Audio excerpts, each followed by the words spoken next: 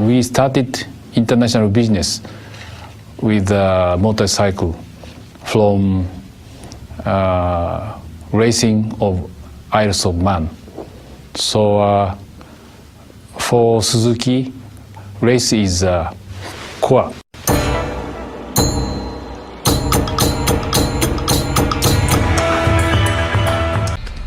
Win, and if you win, then people understand your product, and it's simple.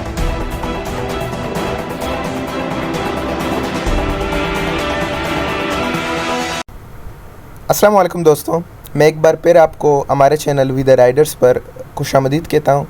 जैसे कि आपको पता है, हम अपने पिछले वीडियो में बात कर रहे थे हिस्ट्री ऑफ सुजुकी के हवाले से। तो ये उस वीडियो की पार्ट 2 होने वाली है, जिसमें हम डिस्कस करने वाले हैं कि फिर क्या हुआ था। माउंट ओसामा आई क्लाइम रेस के बाद सुजुकी को ये पता चल गया था कि उन्होंने अपने नेक्स्ट बाइक पर काम करना है, और उनका एक गोल बन गया था कि उन्होंने सिर्फ रेसिंग बाइक्स को बनाना है अब अपने फ्यूचर में, जो माउंट ओसामा जैसे रेसेस को इजीली विन कर पाए।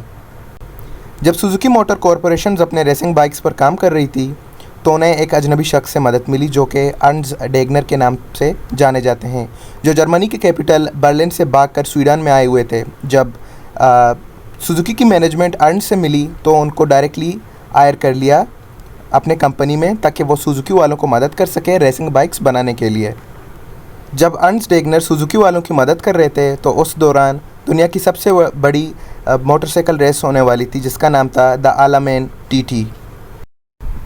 1962 में होने वाले रेस द हालामेन टीटी में डेगनर खुद शिरकत करने वाले थे अपने और सुजुकी के डिज़ाइन किए हुए बाइक पर, जो खुद उसके इस रेस में रिप्रेजेंट करने वाले थे।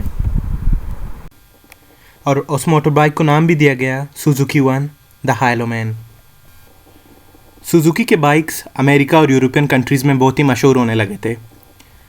एक कपड़े बनाने वाली मशीन से दुनिया की पहली पावर प्री बाइसाइकिल को बनाने के बाद ये कंपनी जीत की जानिब जा रही थी, और उन्होंने अपनी पहली 250 सीसी की बाइक भी बना डाली। 1965 में सुजुकी ने अपनी पहली T20 को बना डाला। और नाजरीन, T20 वो मोटरसाइकिल थी जो डायरेक्टली मशहूर हो गई थी US मोटरसाइकिलिंग मार्केट के अंदर। T20 के अंदर दुनिया की सबसे पहली 2 स्ट्रोक इंजन का इस्तेमाल किया गया। जनरली इतने बड़े इंजन कार्स और क्रैंक्स के अंदर यूज़ की जाती है ताकि वो ज़्यादा पावर जनरेट कर सकते, और इस बाइक के अंदर भी इसीलिए इसको यूज़ किया गया ताकि ये massive amount of power generate करे और साथ साथ परफॉर्मेंस भी दे, और साथ साथ ये बाइक बहुत ही लाउड थी आवाज़ के मामले में। The T20 was a big motorcycle. It was known here in the States as the X6 Hustler. It was a real jump for Suzuki. It was a 250cc two-stroke twin, fast, handled well. That bike was a good race bike. It was a good street bike. It kind of showed where Suzuki was going in terms of two-stroke stuff.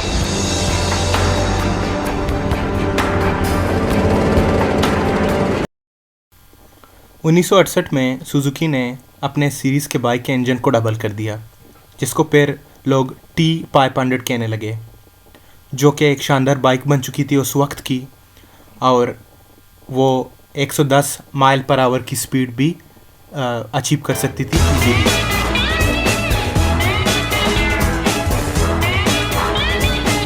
In 1976, Suzuki introduced the GS 750, and that really was kind of the next big superbike.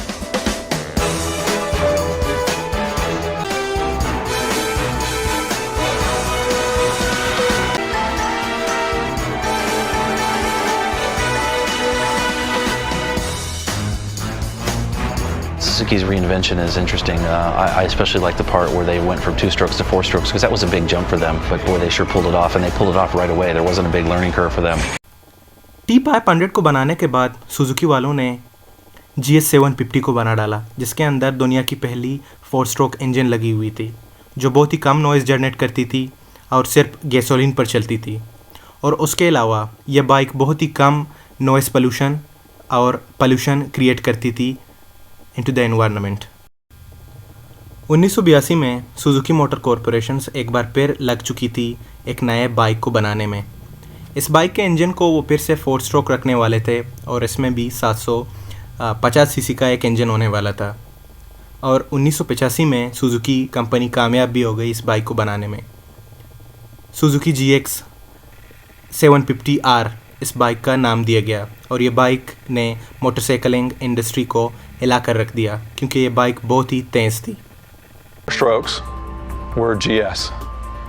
And then X was, I believe, like sort of experimental, and R's for racing. So, the initial GSX-R of 1985, that was like a race bike, it was like an endurance race bike. It had lights, it just rolled off the Boulder or off Le Mans. And चूँकि पहले Suzuki वालों ने एक 750 CC की bike बनाई थी, जब उन्होंने इस मॉडल को लॉन्च किया तो इस मॉडल में उन्होंने इसके वज़न को उस मॉडल से 104 पाउंड कम रखा। Level of performance when that bike came out, instilled in the sport bike market, that I think has made the entire industry elevate to the level that it's at. Suzuki GXR 750 के अंदर magnesium का use किया गया ताकि इसका wait जो है वो कम ही रहे और इसका इंजन जो था वो बहुत ही एक मैसिव इंजन था जो कि एक हाईटेक बाइक में होना चाहिए और वो जो था 130 हॉर्स पावर जनरेट करता था। The watchword there was lightweight. That thing, they pared it down, aluminum frame, air-cooled engine, so it had no heavy liquid cooling on it. They made the wheels light. They worked on lightening up every piece on it, and it was an extremely light bike.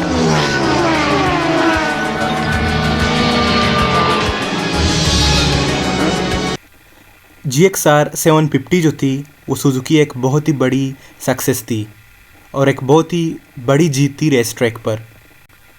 1985 में इस bike को engineer किया गया था और 1985 में 3 French Riders जो थे, बर्नार्ड मेले, गी ब्रोटीन और फिलिप गुशान, इन तीनों ने एक टीम बनाया जिसके अंदर इन तीनों ने एक 24 घंटे के रेस के अंदर शिरकत किया और ये तीनों ही जीत गए। ये जीत जो थी नाजरीन सिर्फ इन तीनों फ्रेंच राइडर्स की नहीं थी, ये जीत थी सुजुकी मोटर कॉरपोरेशंस की क्योंकि उन्होंने अपने इस मॉडल पर बहुत ही ज़्यादा मेहनत किया हुआ था और उनकी मेहनत जो थी वो रंग लाई थी क्योंकि ये रेस जो था वो 24 घंटे का था और इसमें बाइक की एंड्योरिटी को चेक कर रहे थे। 1988 में एक अमेरिकन यंग राइडर जिसका नाम केविन श्वान्स था, उन्होंने डूटोना 200 को जीता। An aspiring 22, 23-year-old kid who's out to try and prove to the world that he can road race a motorcycle. And a great new sport bike like the Suzuki GSX-R just couldn't help but be a great pairing. Kevin has always been kind of a wild and crazy guy, and I mean that in the nicest way possible. GSX-Rs have been kind of edgy, kind of wild bikes. I think there's definitely some commonality between Kevin and that line. I love the bike and machine, one-on-one. It's you against the other guys. A little bit of pushing, a little bit of shoving, lots of gamesmanship, seeing who can find their way to outsmart the other guy or outrace the other guy to be able to win on a given day. And then can you do it consistently enough to win championships of any kind. Kevin Schwantz को फिर Suzuki वालों ने higher कर दिया ताकि वो world championship grand pre में हिस्सा ले सके जिसमें वो सुजुकी को रिप्रेजेंट करे और इस छोटे से लड़के ने फिर से वर्ल्ड चैम्पियनशिप को जीत लिया। When we'd win a race, especially at Suzuka, I'd always go back to the factory afterwards on Monday, spend an extra day or two in Japan, and go back in, and it was like a celebration for the entire factory. Suzuki motor corporation वालों की जो सोच थी वो बदल चुकी थी। वो सिर्फ रेसिंग बाइक्स पर काम कर रहे थे। वो ये भूल गए थे कि आम जिंदगी में भी लोग रहते हैं और उन्होंने अपने रेसिंग बाइक को लेकर एक ऐसा डिज़ाइन दिया ताकि लोग इसको अपनी आम जिंदगियों में भी इस्तेमाल कर सके और इसको आम रोडों पर चला सके।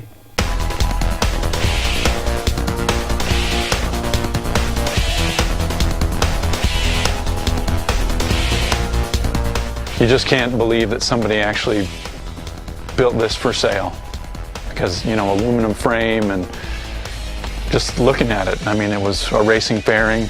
It was 60 pounds lighter than, competing 750s with basically the same horsepower a little bit. The bike is a big part of my career, and I like to think that I'm a real big part of its success as well. 1968 में Suzuki वालों ने GSX-R 1100 को launch कर दिया। जो कि GS 750 का आप कह सकते हैं कि बड़ा भाई था। लोग इनमें खुद के मॉडिफिकेशंस कर रहे थे, जैसे कि वो इसमें टर्बो चार्जर्स लगा रहे थे और फ्यूल इंजेक्टर्स लगा रहे थे। चूँकि ये बाइक बहुत कमाल की थी, ये बाइक्स बहुत ही फेमस हो गई। That bike went 234 miles an hour with me on it, and that's a GSX-R to me, something that can be built, leaned on, and deliver the goods. 234 back in those days, it was nobody could believe it. It was incredibly exciting. Suzuki GSX 750 एक बहुत ही बड़ी जीत थी Suzuki वालों के लिए, ना कि सिर्फ रेस ट्रैक पर बल्कि आम जिंदगी में भी। लेकिन 1990s के वक्त सुजुकी वालों को एक नए बाइक की ज़रूरत थी जो कि इससे कम वेट हो और इंजन पावर ज़्यादा हो, तो सुजुकी वालों फिर से लग गए एक नए बाइक को बनाने में। उम्मीद करते हैं नाजरीन के इस वीडियो सीरीज़ की पार्ट 2 आपको बहुत ही पसंद आई है। अगर पसंद आई है इस वीडियो को लाइक करें, चैनल को सब्सक्राइब करें और कमेंट सेक्शन में लाजमी बताएं आपको वीडियो कैसी लगी। तब तक के लिए अपना ख्याल रखिएगा। मैं इसके थर्ड पार्ट में आपसे मिलूँगा। अल्लाह हाफ़िज़।